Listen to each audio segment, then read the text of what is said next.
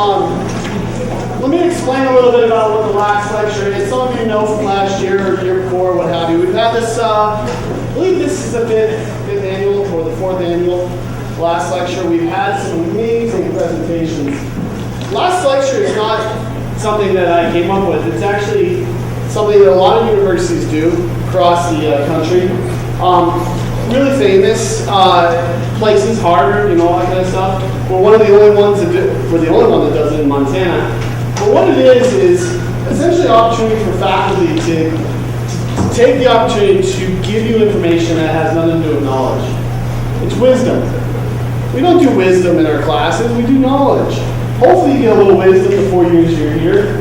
But this is an opportunity, if a faculty member was to give the last lecture that professor ever gave, what would they say? And we've had some amazing presentations, and I expect this year to be amazing as well. And so I thank you all for being here. It is, I think it's something we do every April, and it is a really cool opportunity for you guys to kind of look into the lives of some of our faculty. Today, we're going to, the title of today's lecture, You're Born to Boogie. Rich's 5 keys to achieve health, happiness, and prosperity. So it has to be a good lecture with that, right? Rich, Brian, obviously, he teaches communications here, so I'm sure he'll have all the tricks of the trade with the communication. I've been told that Rich is fairly dynamic. He told me that. Rumor has it that he has to fight students off for his classes. I know that to be true because I've had to fight to get students into his class. Mostly because they're good times. So again, the title is You're Born to Boogie, Rich's 5 keys to achieve health, happiness, and prosperity. And again, thank you and welcome, Rich.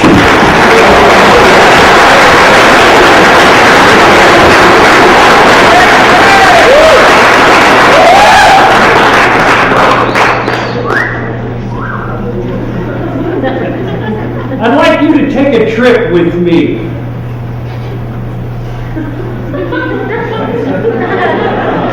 An ocean cruise. Would you like to go on an ocean cruise right now? Yeah! Would you all say, when I go like this, would you say, hey Rich, sounds like fun. Would you like to go on an ocean cruise? Hey Rich! It is fun. Come with me on an ocean cruise. You're on an ocean cruise. Walking ahead of you in the passageway is a tiny woman in a brown polyester suit. Her shoulders are hunched and her white hair is cut in a bob. Over the ship's intercom comes a familiar tune. John Travolta. Bum, bum, bum, bum, bum, bum. Staying alive, John Travolta. All of a sudden, something wonderful happens right in front of you. The woman, unaware that you are behind her, starts to boogie. Bum, bum, bum. Staying alive. She shuffles, she slides, and then as she approaches the dining salon doorway, she pauses, reassembles her dignity, and walks soberly through. Just for a moment, she thought nobody was watching, and she boogied. Woo! Yes, UGF College students, Toastmasters. We are all like that woman in the passageway. If we think somebody's watching, we are timid, cautious, and compared to the way we were as kids, frolicking, carefree, alive, yeah! But as adults, we've lost some of that liveliness. And I'm here to help us regain it. I'm here to help us, to encourage us to boogie, to let that little kid within us out to play, because it's an energizing force in our lives. Now, if you're alone, boogieing on down the hallway, I can picture Katrina Stark, Professor Stark, boogieing on down the hallway. Is she out there? She would boogie. And when you're alone, in the car, with the music on, you bounce to the beat, you boogie. And when you're alone in the shower, well, I hope you're alone in the shower, you sing, I've got you under my skin. I've got you. You thought I was going to be bad, didn't you? It's like the country western song. We've got to sing like nobody's listening, dance like nobody's watching, and let that kid out to play. Because we're all born to boogie. So why do we hesitate? I asked my class recently, raise your hand if you can sing. In a class of 20 people, one person raised their hand. One person. I said, wait a minute. I didn't say raise your hand if you can sing well. If you were 6 years old and I asked you that question, you know you would raise your hand because you can sing. We all can sing. Let's do it right now to the Mickey Mouse Club theme. Who's the leader of the club who's made for you and me? Ready? Go! Who's the leader of the club that's made for you and me? M-I-C-K-E-Y M-O-U-S-E. Give yourself a hand for Boogie.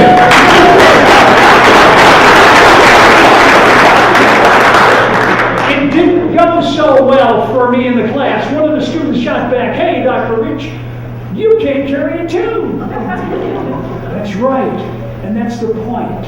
Just because I can't carry a tune doesn't mean I shouldn't sing a song. Just because I'm not John Travolta doesn't mean I can't dance. It's like the country western song. We've got to sing like nobody's listening. Dance like nobody's watching. And let that kid out to play because we're all born to boogie. But what happens if somebody is watching? That happened to me about 12 years ago. I was at the Chicago Improv Theater. That's a place where they invite people on stage and they ask them to improvise. I was invited on stage with 3 other strange men. Let me rephrase that. 3 other men who were strangers to me. The lights went down. We were gathered in a huddle at the back of the stage. And the director said, you've been adrift in the South Seas for a week in this small boat. Now go for it. And he was gone. We were muttering in the dark for 10, 15 seconds. Suddenly, the spotlight is on. 100 people out there. We start to improvise. And it's going pretty good for the first 30 seconds. And then there's a lull in the conversation. The guy in the front of the boat turns to me and he says, sing something! I flashed back to 20,000 Leagues Under the Sea, starring Kirk Douglas, and I sang, got a whale of a tail to tell you lads, a whale of a tail or two by the flapping fish. And the girls I love. On nights like this with the moon above a whale of a tail, and it's all dressed by my tattoo. Well, the audience was stunned. They didn't quite know what to do. But they applauded. Go ahead, you can do that now. Was I off key? Oh, yeah. Was I amateurish? You bet. But did they enjoy it? Yes. Why? The kid in them applauded the kid in me. You see, we are all like that woman in the passageway. You know, we show the grown-up part as we enter the dining salons of life. But inside, we are still the singing, the dancing, and the laughing kids we've always been. And when we hear bum, bum, bum, bum, and we're alone, we boogie. And when we're not alone, who cares if I can't carry a tune? Who cares if I'm not John Travolta? So I leave you with this, like my students in class, like you singing Mickey Mouse here today, like me at the improv. We gotta sing like nobody's listening. Dance like nobody's watching. And let that kid out to play. Because we're all born to boogie.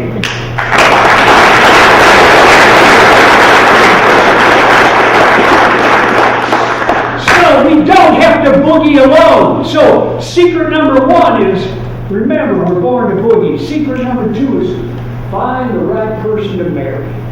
Find the right person to marry. Raise your hand if you've ever found the right person to marry.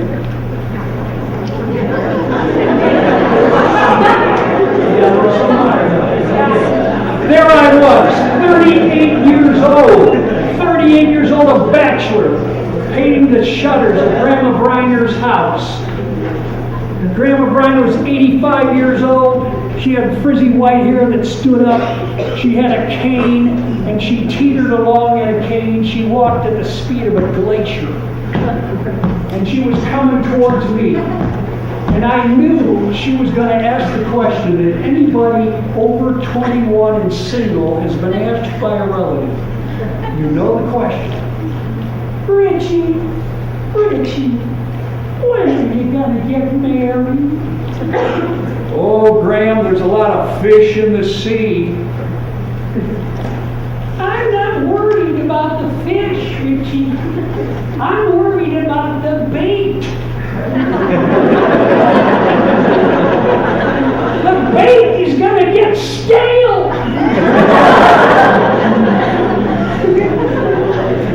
This is the story of how I tried to keep the bait fresh and catch the perfect woman.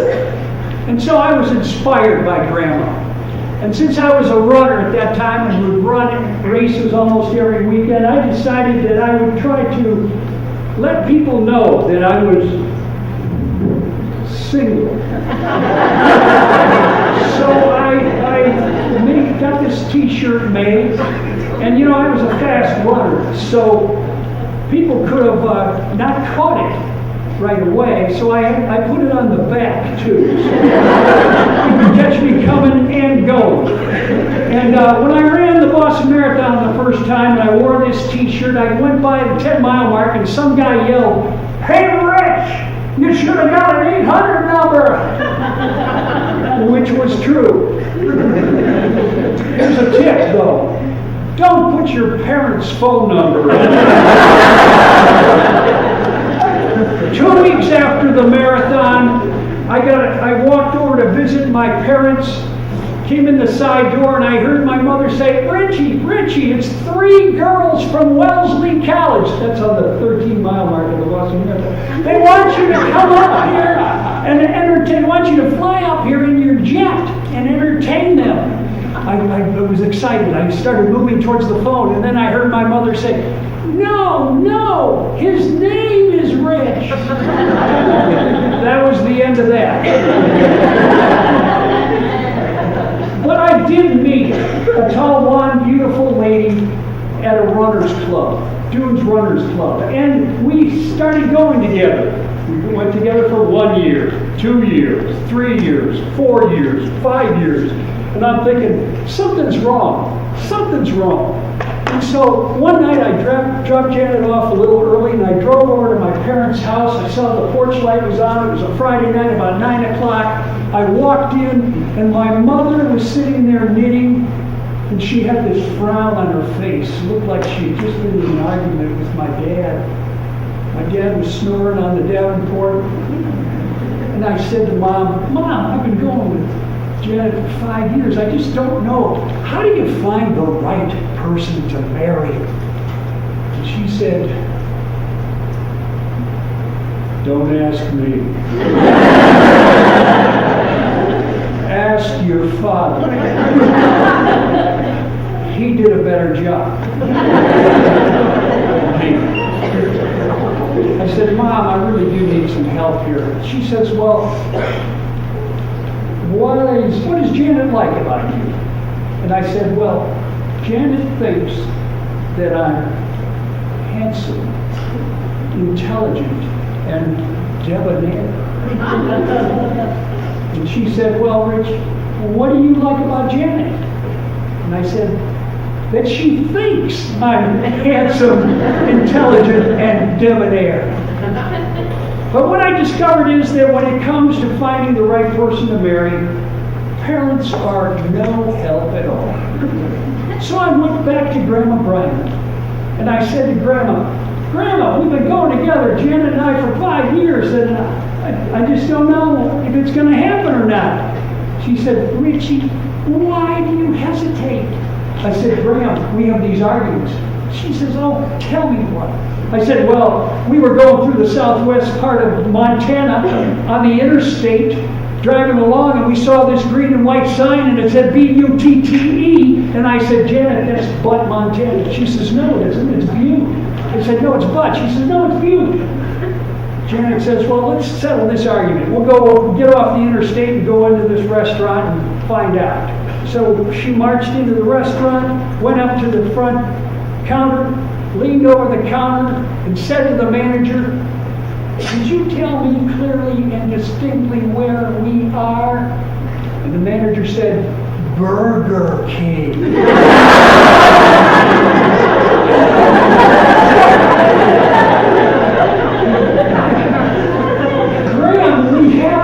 Like that all the time. She said, Richie, you got the wrong idea. She says, don't you know the real purpose of marriage? I said, no, Graham. She says, marriage is nature's way to keep us from arguing with strangers. I was inspired by Grandma's words. And so I picked up the phone and I dialed Janet's number. I had a plan. My plan was to wear her down and get her real tired and then pop the question. So I said, hello, Janet. Yeah, this is Rich. Hey, listen, I have a great idea. Why don't we go to Coeur d'Alene with the bikes? We'll ride the bikes on the bike trail, Bicentennial Trail to Spokane and back. It's about 65 miles. And bring along a dress in case we find some place to go ballroom dancing. She said, that sounds great. So that was my plan. Sure enough, we went to Coeur d'Alene, rode the trail, out and back. Took about 6.5 to 7 hours. There we were, standing in the Motel 6 parking lot. The time was right. I said, Janet, do you want to take a hot shower? She said, I do. I said, do you want to get something to eat at that restaurant? She said, I do. I said, do you want to get married? She said, I do. And so we did the next day. We went to the courthouse, we got the marriage license, we went across the street to the hitching post. We got married in about 5 minutes. There was a boombox in the back room, the guy pressed a little button, and then, here comes the bride. Well, we even got a little lecture from him on the difference between boys and girls. As we were walking out, Janet looked so beautiful and radiant in her dress, and the minister looked at her and said, Janet, how can you be so confident in your relationship with Rich? And she said, oh, that's easy. You see, we're both in love with the same man. As we walked out into the parking lot, I turned to Janet and I said, Janet, will you love me when I'm old and gray? She said, Rich, I'll even write to you, wherever you are. So we've been happily married for 5 years. And that's not bad out of 15.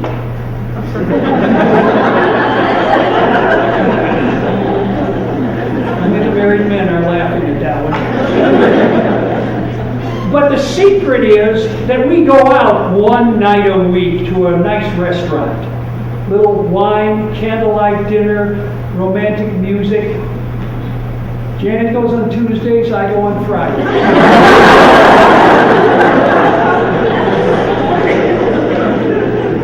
Find the right person to marry. That's secret Secret number 2, find the right person to marry. First secret is remember you're born to Boogie. The third secret, would you like to hear what the third secret is? To health, happiness, and prosperity. Yes, sounds like fun. Find the right job. Find the right job. Yeah. Come with me, we're going to take another trip. Would you like to go on a trip to Spain? Yes, sounds like fun. Where it's in Spain, you and I are watching the young bulls being tested for the fight arena. Each bull is brought into the ring and allowed to attack a picador who pricks him with a lance. The bravery and courage of each bull is then rated based on the number of times it continues to charge forward in spite of the sting of the blade.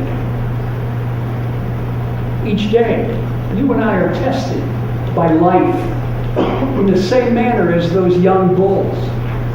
If we persist, if we continue to charge forward, we too will succeed in spite of the sting of the blade.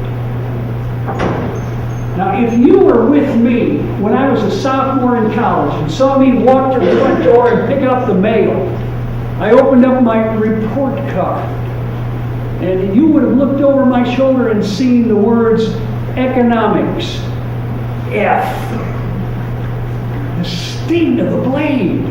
Now, you might not think that's such a big deal, but I was a business major. But I charged forward. Actually, I was escorted over to the counseling center where a battery of tests determined that I had no interest in business. None. I had interest in literary and persuasive things. Notice they said interests. They did not say talent. And so the next semester, I found myself in Dr. Freely's debate class. Something more suited to my interests, according to the test. And I got a D. A D. It's something I was supposed to be interested in. And then I thought, it's not me, man. It's got to be that professor. What's that professor know anyway? What does he know? Well, then I found out he wrote the book that we were using for the class. And it was a book that was used in debate classes all over the country. He knew his content, and he gave me, the new speech major, a D. The sting of the blade. But I'm happy to report I charged forward, and 8.5 years later, I graduated. In the 1/3 of the class that made the upper 2/3 possible. And for the first time in my life, I was 26 years old, and I knew what I wanted to do. I wanted to be a speech teacher. So I applied to graduate school at Kent State University. I remember walking into Dr. Heisey's office. He was the director of graduate studies. And he was looking at my abysmal undergraduate transcript. This is awful. Mr. Reiner, we don't think you can cut it here at grad school. A 2.3, 4-point system, 4 years as an undergraduate. The sting of the blade. But I charged forward. And I said, well, what do I have to do to prove myself? He said, well, you take 4 graduate courses, get 4 A's, none of them will count. Resubmit your application, and we'll consider it. Well, I took 2 grad courses, got 2 A's. Resubmitted my application, and I got accepted into the graduate school at Kent State University on probation. Sounds like a prison sentence. And for the next 18 months, I marched through that master's program getting A's and B's, mostly B's. I wrote a master's thesis. It was approved. I got my master's degree. 2 weeks later, I've got a job, a teaching job, a full-time teaching job as a communication professor at Baker University in Baldwin City, Kansas. Woo, woo, woo, woo, woo, my dream job. I had arrived. Oh yeah. 6 months later, I'm sitting at a Rotary Club in Baldwin City, Kansas. The president of the club says, we had a cancellation and we need a speaker for our next meeting. I'm thinking, well, hey, I'm a professor. I teach speech. I'm a Toastmaster. I can do that. So I raised my hand and said, I can do that.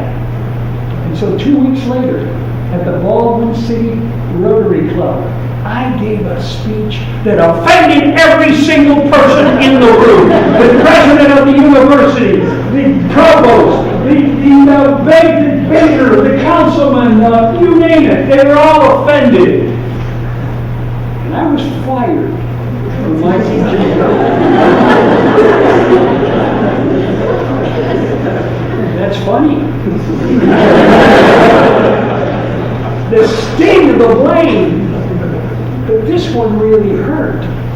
This was my dream job. But I charged forward. I went back to Kent State, got into the PhD program, worked in that and did some teaching at the same time for 3 years, went off to get a full-time job teaching somewhere else while I wrote my master's thesis over 3 summers. And at the end of 6 years, I got my PhD. I was Dr. Reiner. 5 years later, I'm in a Boston hotel in the lobby. I'm registering for the Speech Communication Association annual convention. 3,500 speech teachers from around the world. Very prestigious organization. You pay $125 bucks for dues, you can be a member. I was a member. I'm signing in and registering. All of a sudden I look up and I see a familiar face across the lobby. It's Austin J. Fraley. The professor who wrote the book. The dude who gave me the D.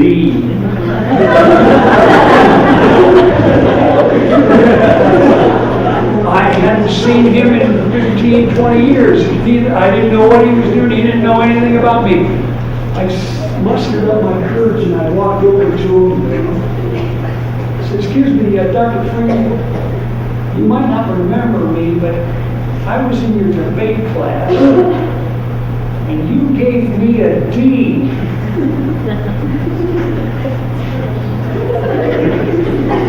And I sure deserved it.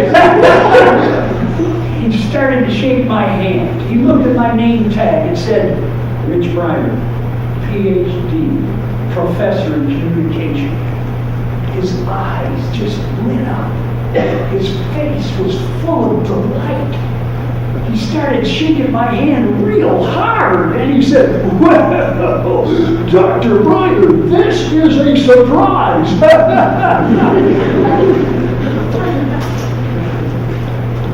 It is no surprise that you and I are tested by life in the same manner as those young boys.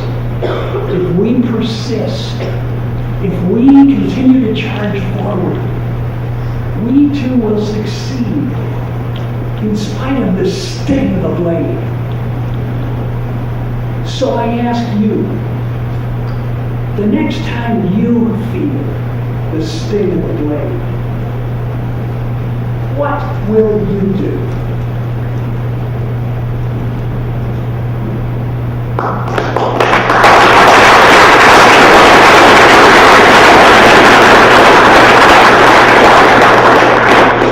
So the 5 secrets of achieving health, happiness, and prosperity. We've got number 1, remember you're born a boogie. Number 2, marry the right person. Number 3, find the right job and career. And number 4, would you like to hear what number 4 is?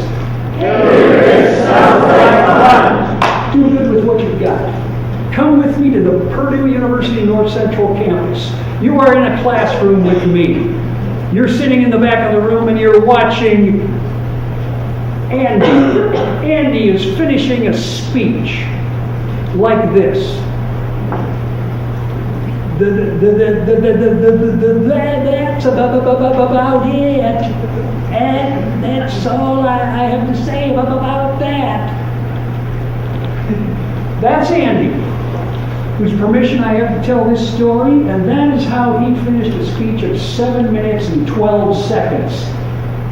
A speech that any one of us here could have finished in 5.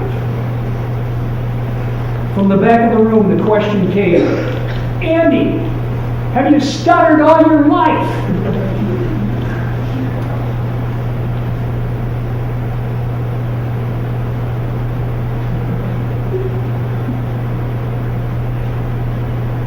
Not yet. All around, laughter. Somebody started to applaud on the side. Pretty soon the entire class was applauding a man who was doing good with what he's got and laughing off what he's not. This philosophy is exemplified in the BC cartoon. Used to be a BC cartoon written by Johnny Hart, where there was a wily, a one-legged man who used to sit on the hill and philosophize. One Thanksgiving, the color comic strip had Wiley saying these words, I'm thankful for these things. I'm thankful that I have one leg. For to live is no disgrace. Although I can't be number 1, still can run the race. For it's not what we cannot do that makes us who we are.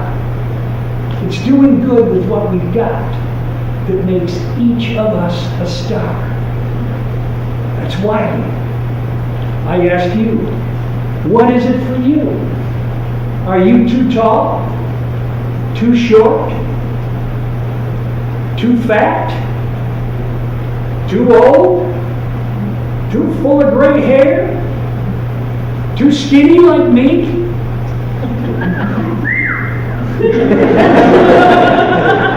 Not too skinny in other parts.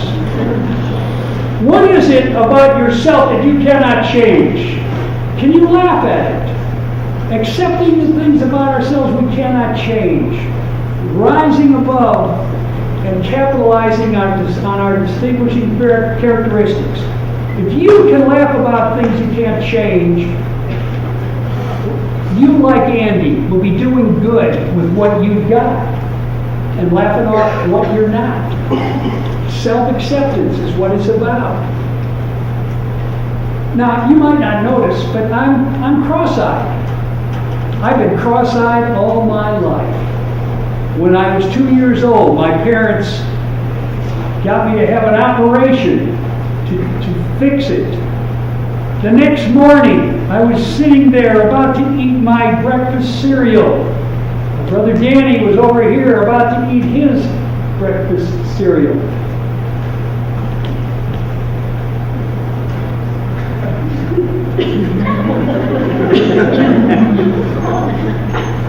Obviously, the operation did not take, but it really never got me into trouble until I got fired from my first teaching job. Couldn't keep my pupils under control.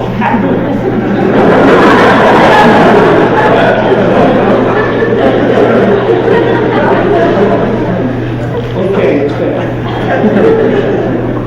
I've also been a runner. I've run the Boston Marathon 9 times, and I'm never going to win that race. But could I do good with what I've got? Could I laugh off what I'm not? In 1979, I was a man with a plan. I had a plan to run the Boston Marathon fast enough to finish it next to the first woman runner. Now, why would I do that? Because that night, back in those days, Dan Rather's network evening news program always showed the first winner crossing the finish line. And they always showed the first woman crossing that finish line as well. And so you can picture this, in sports bars across the country on those big screens, you would see Me and that first woman running, crossing the finish line together. People would look up at that screen and say, who is that woman next to Rich Ryan? My plane was going great. I got to the 20-mile mark in about 2 hours, steady running, going everything according to the plan. I got to the 23-mile mark, and I could hear up ahead the pounding of the breakers against the shore. But it wasn't that.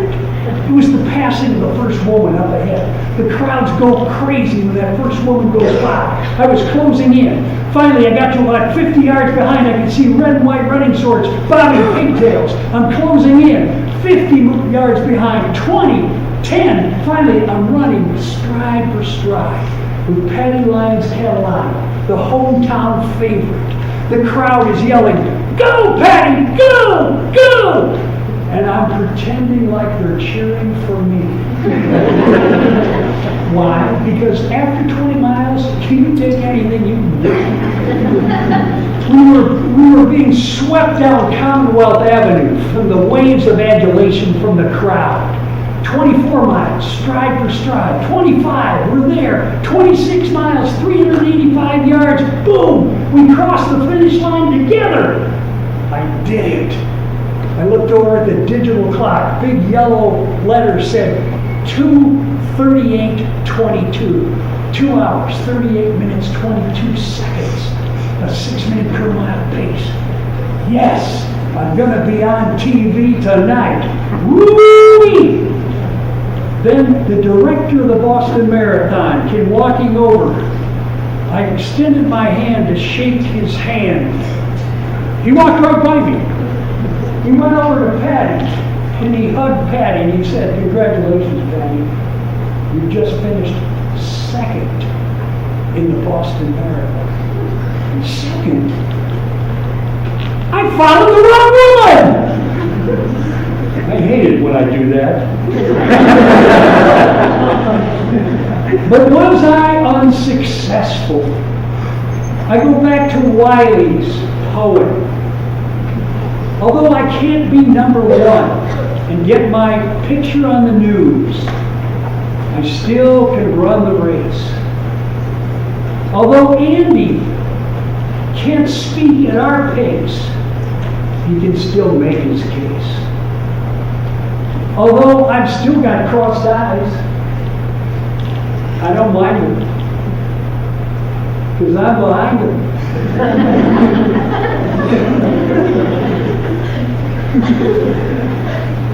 It's not what we cannot do that makes us who we are. It's doing good with what we've got that makes each of us a star.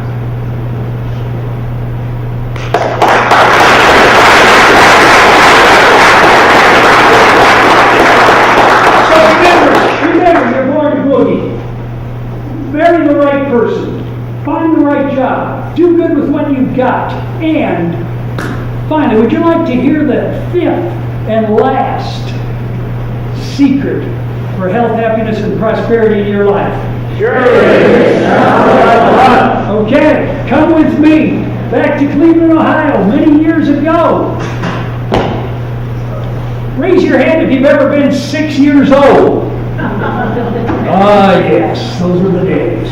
There I am, 6 years old, sitting in the back seat of my dad's Plymouth station wagon. I got my arms around the family dog Spot. He's about to graduate from dog obedience school. I said, "Dad, are dogs proud?" Dad says, "Sure are, especially on graduation night." My mom turns to my dad and says, "Dick, how long have we been doing this?" Dad says, "Well, one night a week, the last 10 weeks, Ruth, and this is graduation night." In the back seat, I lean forward and say, "Dad, can I go to obedience school too?" "Richie, why would you want to go to obedience school? That's only for dogs." "So you'll pat me on the head and say, 'Good job.'"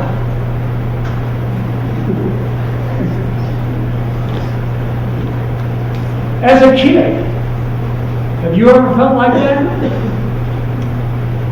As an adult, have you ever felt like that? Leo Biscali, in his book Loving Each Other, says what happened here happens often to all of us, whether we're young or old. He says, tell me often that you love me with your talk, with your actions, with your gestures. Don't assume that I know it. And if I say, Rich, I don't need that stuff, don't believe me. Tell me anyway. Now, when I was 35 years old, I had to move home to live with my parents for 3 months. 3 long months. It was awful. I later found out my parents told their friends, it's awful. One morning about 7 o'clock, my dad is on his way to the bathroom and he sticks his head in my room. Total chaos. A three-piece suit hanging on the doorknob. Sweaty, wet running clothes, making a mark in the hardwood. Dirty laundry piled high, 2 months worth, blocking the closet door. Now, there's something you need to know about me. I'm the oldest of 10 kids. Number 8 is sitting in the 4th row there, my sister Mary. She'll tell you this. Mom always said to me, Richie, you can come home anytime you want. But if you do, you're going to have to do your own laundry. And there it sat. My dad looked around at this chaos. Rich, why do you do this? He walked out. Now, me being the 35-year-old adult that I was, I felt guilty. So that night, I was down in the basement. I'm doing washing and drying the clothes and folding them up and bringing them upstairs, putting them away, clean up the spot on the floor, put things away. Now, it was pretty spiffy. It wasn't house beautiful. There was no flower in a vase on the nightstand. That was in pretty good shape. The next morning, my dad, again, is on his way to the bathroom. He stops, he sticks his head into my clean room, and he looks around. Rich, why do you do this? I said, what, Dad? He said, you left the light on in the basement all last night, and he was gone. That was it. All I wanted him to say, all I wanted him to tell me was 2 words. Good job. 2 words. Tell me. I'm reminded of a poem by Dale Carnegie. Once I did bad, and that I heard ever. Twice I did good, and that I heard ever. Now, I'm not picking on my dad. People who know me know that there's a whole lot of my dad in me. Like my dad, I'm in the largest room in the world right now. The room for improvement when it comes to recognizing and appreciating the things that the people I live and work with do for me. Jess Lair used to be a professor at Bozeman. Wrote a book called I Ain't Much Baby, But I'm All I've Got. Great book. In there he says, praise is the sunlight that warms the human spirit. We can't flower and grow without it. And yet somehow we are so quick to blow the cold winds of criticism on our fellow human beings and almost reluctant to give them the warm sunshine of praise. Not long ago, I got a phone call from my mother. Rich, this is your mother. Your father is graduating from Eucharistic Ministry School. I almost said dog obedience school. Your father is graduating from Eucharistic Ministry School Sunday at St. John's Cathedral in downtown Cleveland. It's a big deal. The bishop's going to be there. It would be nice if you could be there. Thanks, Mom. I decided to go. I showed up late. Sat in the back of the church. Dad never knew I was there. At the end of the service, he came out. He saw me on the church steps. He walked up to me. I walked up to him. I looked him in the eye and I said, "Good job." He grabbed me. He said, "Rich, I love you." He broke down in tears. I said, "Dad, I love you too." I challenge you, like I challenge myself, with the words of Oscar Hammerstein, who wrote a poem on his deathbed. A bell is not a bell until you ring it. A song is not a song until you sing it. Love in your heart wasn't put there to stay. Love isn't love until you give it away.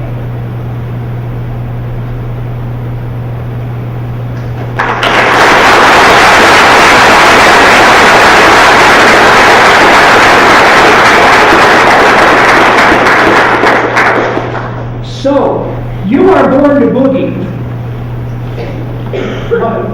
Key number 1, you're born to Boogie. Key number 2, marry the right person. Key number 3, find the right job. Key number 4, do good with what you've got. Key number 5, tell them you love them. These are the 5 keys to have health, happiness, and prosperity in your life. They may not be enough. They may not be what you want, but the God of your understanding will make sure that it's what you need.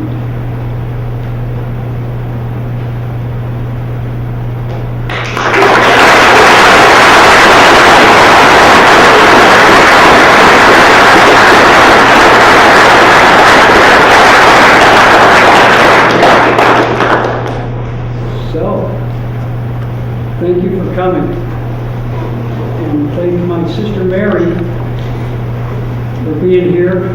She flew in from Cleveland.